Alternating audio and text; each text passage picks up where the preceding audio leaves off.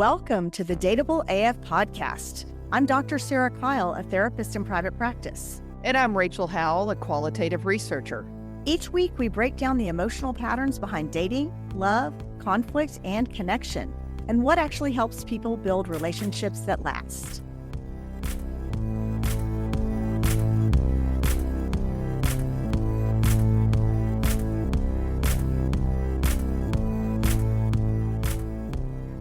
Hello, everyone, and welcome to Season 3, Episode 13 of the Dateable AF Podcast. Today, our topic is Insight is Self-Attack, when self-awareness turns into self-criticism.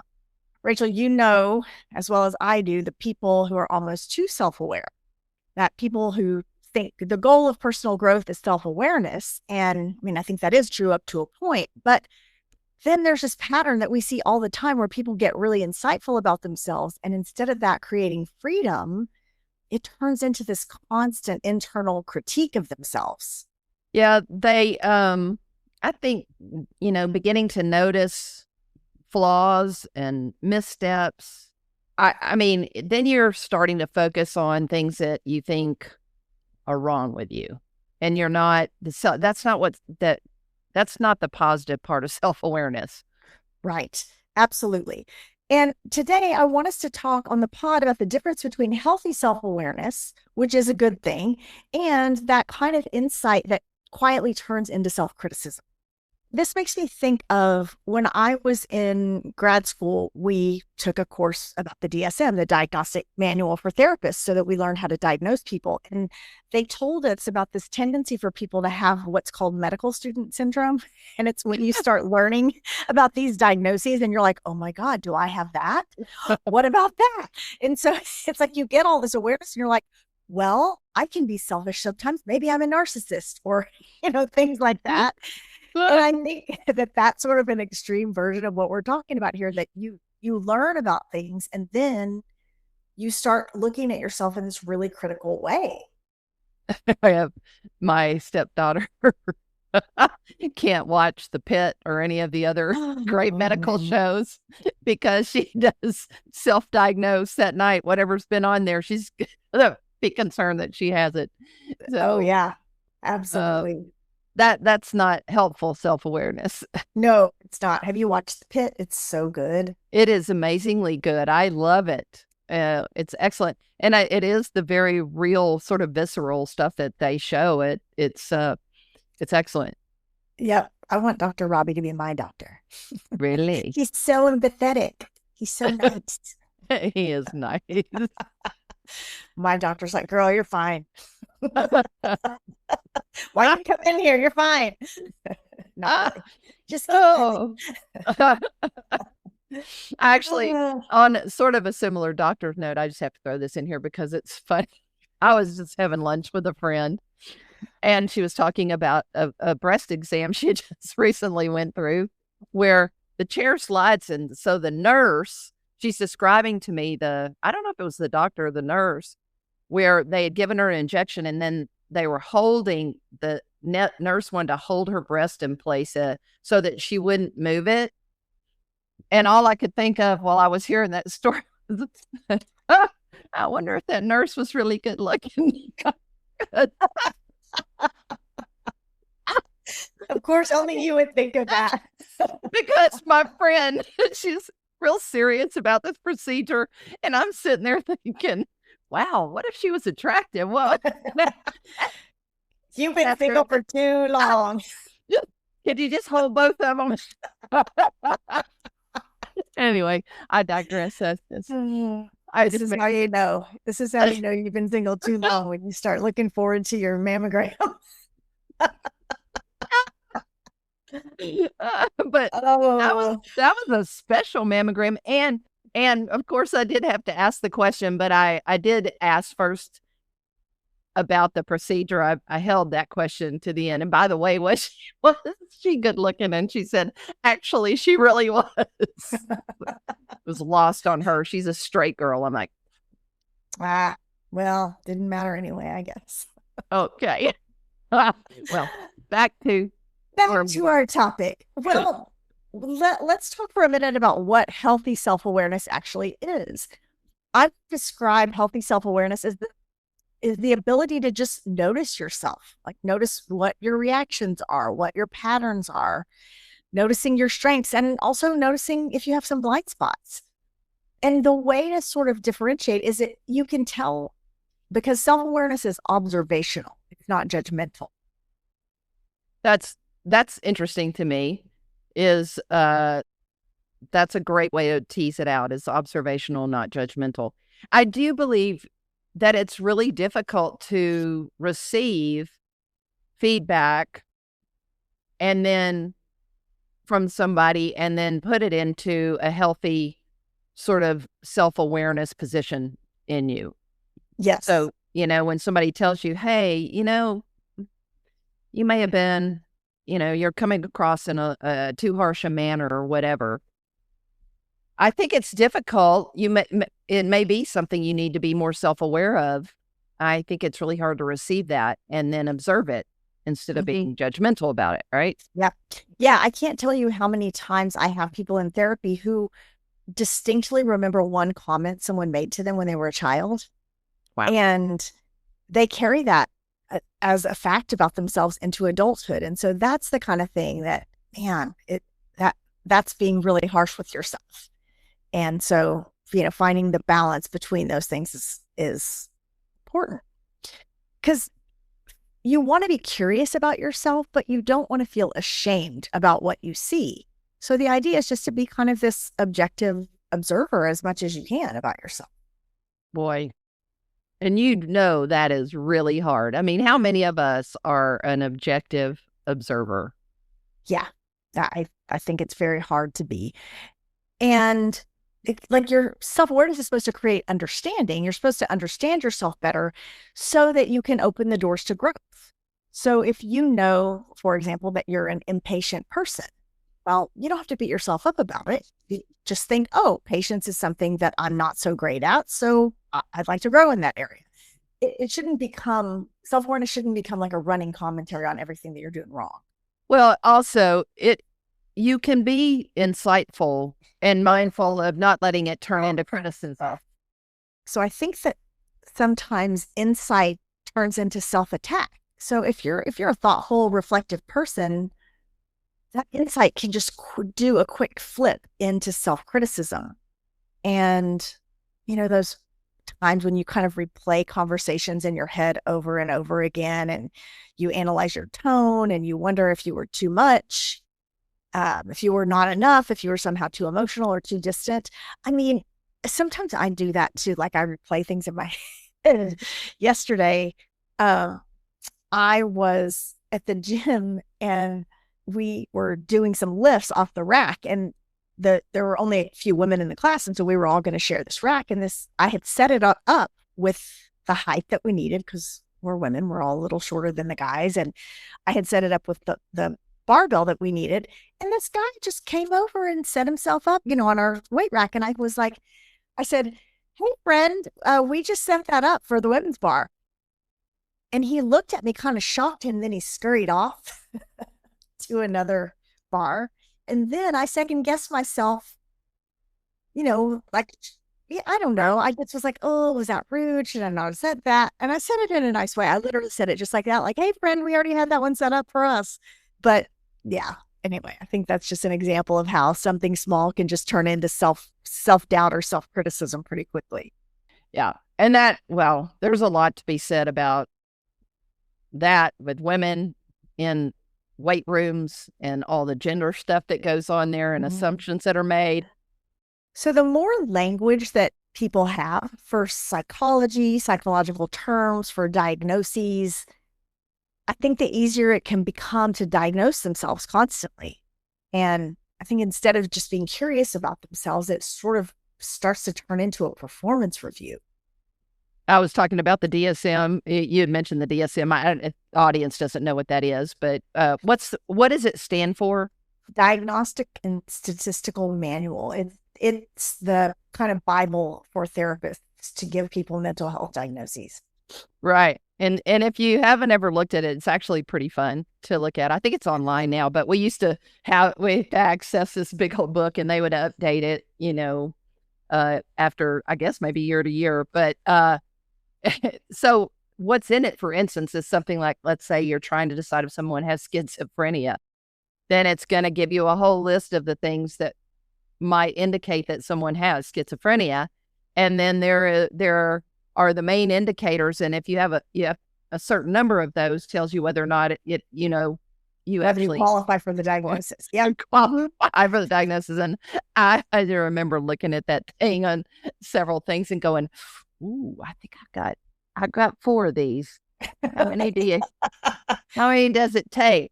Oh, thank God. It's I talk to myself sometimes. Yeah, exactly. Anyway, it was kind of fun. I enjoyed it. It is kind of fun. And the thing is though, if you're constantly monitoring yourself like that, then you might be growing, but the growth just starts to feel exhausting instead of empowering. Well, and we were chatting a little bit about people that are successful and that they have a tendency to, self-monitor. And why is it that people that are successful typically do more of that? Yeah, I do. I think high functioning people fall into this trap more than other people. And I think they're just constantly paying attention. They're constantly adjusting themselves and they're constantly trying to get it right. And those skills can be really helpful professionally. Like, yeah, that's how you grow in your job. You're constantly monitoring yourself. But man, I think there's a point where it turns a corner and it becomes excessive and that you kind of become hypervigilant about your own behavior. Perfectionists really need to look out for this. I think that if you know you're a perfectionist, having worked with a perfectionist, they can absolutely make your work excellent because they're not going to let any T go uncrossed or any I not be dotted appropriately. At the same time, the self-criticism and the reaction to the mistake is just really tough. What a tough critic of yourself. Yeah. Yeah. I think you get to this point where you're not really experiencing your life anymore. You're just constantly evaluating yourself inside that life. And God, the example I have for this is social media. That if you're out in the world having an experience, then you're immersed in it. You're present. But if you're trying to make it look perfect for social media, then you're constantly thinking about the angle of the camera. And am I getting the right picture? Am I getting the right video? How do I look here? And like, that's just one example of how that constant monitoring shows up in people's daily lives. And think about this as it relates to dating relationships. Yeah. I mean, the level of internal pressure just makes it hard for you to relax. God, no kidding. And yeah, this goes back to something we've talked about so many times, that being yourself is what makes you the most attractive. So if you're constantly checking yourself and evaluating and diagnosing yourself, then you're not being present. And that's, that can turn into something that's really unappealing. I also have noticed that people sometimes throw those things out about themselves, which really comes across as them being dismissive or putting themselves down. Mm-hmm. And I don't know, from a therapist standpoint, I'm sure there's attention-seeking behavior in that, or maybe the need for somebody to tell them that it's really not true. But I can't imagine that isn't, it's not helpful. Yeah. I mean, it's not helpful and it doesn't really draw people to you. I think there's a kind of humor, that's sort of self-deprecating humor, that can be funny, and it can, it can make you seem cute. But I think when that turns to self-criticism, it turns people off. We don't want to be around other people who are mean to themselves or harsh with themselves. No, it does make me want to our other episode, rescue them in some way. Yeah. And that's none of that kind of conversation is good conversation. No, absolutely not. And so the cost of like turning that insight into self-criticism is that you start hesitating. You're not speaking as freely because you're constantly evaluating whether what you're saying is okay. You overthink interactions that you have with people. You apologize for things that aren't even wrong. And I think instead of that making you feel more confident in relationships, you just start to feel more self-conscious. Oh yeah.